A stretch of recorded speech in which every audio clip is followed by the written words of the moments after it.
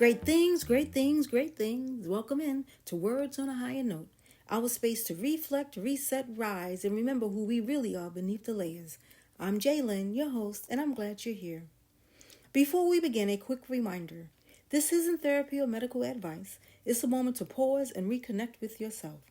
If you are ever in need of support, please reach out to someone you trust. You ever find yourself listening to someone go on and on and on about somebody else's life? Maybe it's a video online, or maybe a friend sharing a story. And there's just so much energy, so much analysis, so much time spent breaking down someone else's choices. That happened to me recently.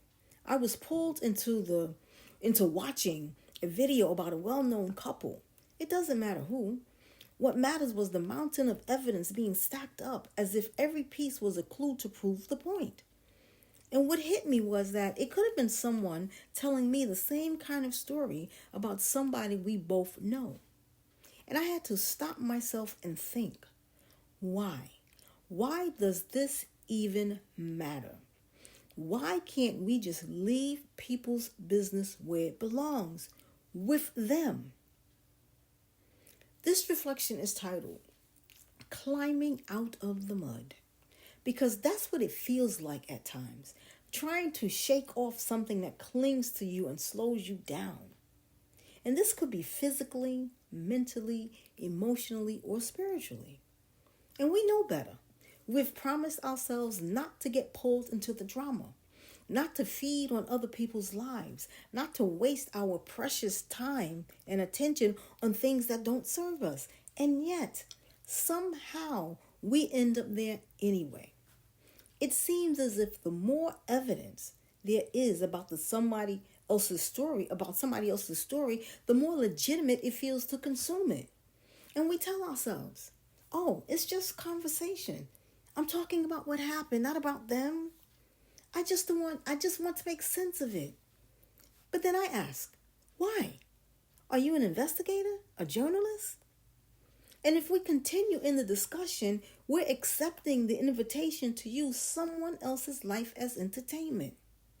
Now, we can decline that invitation from others and ourselves to discuss their choices, their relationships, their decisions, stories that aren't ours. When we lean into those stories, we're acting like we have some ownership over the narrative that don't belong to us. Now, if it's a situation that directly involves you, that's different. If someone else's actions have touched your life, then yes, you have the right to talk about it and to work through it. Keeping our attention where it truly matters, on us and our life. But most of the time, we know that's not the case. And then there are the people we all know, the ones who seem to focus on what's wrong instead of what's possible. They'll take the tiniest detail, a decision that has nothing to do with them, and magnify it until it becomes the biggest thing worth analyzing, worth debating, worth judging. And it doesn't matter if it's an online creator picking apart a famous person's life or someone in your circle who always seems to find fault. It's the same energy. Some people have built a cycle around critiquing or complaining, focusing on problems instead of possibilities. And honestly, I wonder, what do they get from that? I'm not judging. I'm just curious. Because maybe understanding the why helps us recognize when we start slipping into that space ourselves. And for some, it's connection.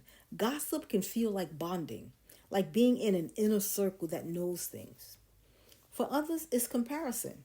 If they can highlight someone else's poor choices, their own choices might feel safer or justifiable. And sometimes it's just habit, the easiest way to fill space in a conversation. But no matter the motive, the result's the same. We're fueling our interactions with someone else's life.